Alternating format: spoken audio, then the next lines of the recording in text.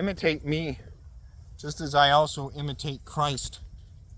Now I praise you, brethren, that you remember me in all things, and keep the traditions, just as I delivered them to you. But I want you to know that the head of every man is Christ, the head of the woman is man, and the head of Christ is God. Every man praying or prophesying, having his head covered, dishonors his head, but every woman who prays or prophesies with her head uncovered dishonors her head. For that is one and the same as if her head were shaved. For if a woman is not covered, let her also be shorn. But if it is shameful for a woman to be shorn or shaved, let her be covered. For a man indeed ought not to cover his head, since he is the image and glory of God, but woman is the glory of man. For man is not from woman, but woman from man. Nor was man created for the woman, but woman for the man. For this reason, the woman ought to have a symbol of authority on her head because of the angels. Nevertheless, neither is man independent of woman, nor woman independent of man in the Lord. For as a woman came from man, even so man also comes through woman. But all things are from God. Judge among yourselves. Is it proper for a woman to pray to God with her head uncovered? Does not even nature itself teach you that if a man has long hair, it is a dishonor for him? But if a woman has long hair, it is a glory for her.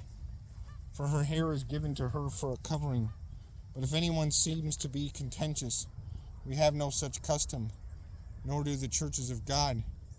Now in giving instructions, I do not praise you, since you come together not for the better, but for the worse. For first of all, when you come together as a church, I hear that there are divisions among you, and in part I believe it. For there must also be factions among you, that those who are approved may be recognized among you. Therefore, when you come together in one place, it is not to eat the Lord's Supper. For in eating, each one takes his own supper ahead of others, and one is hungry and another is drunk. What? Do you not have houses to eat and drink in? Or you despise the church of God and shame those who have nothing? What shall I say to you? Shall I praise you for this? I do not praise you. For I received from the Lord that which I also delivered to you, that the Lord Jesus, on the same night in which he was betrayed, took bread, and when he had given thanks, he broke it and said, "Take, eat, this is my body which is broken for you. Do this in remembrance of me." In the same manner he also took the cup after supper, saying, "This cup is my covenant in my blood. This do as often as you drink it in remembrance of me. For as often as you eat of this bread and drink this cup, you proclaim the Lord's death till he comes.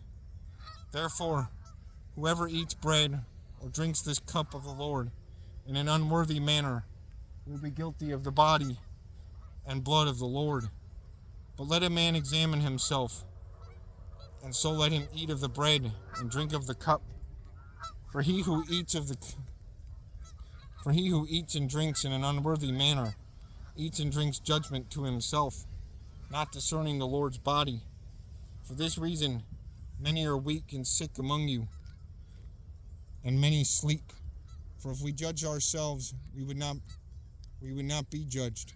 But when we are judged, we are chastened by the Lord, that we may not be condemned with the world. Therefore, my brethren, when you come together to eat, wait for one another. But if anyone is hungry, let him eat at home, lest you come together for judgment, and the rest I will set in order when I come.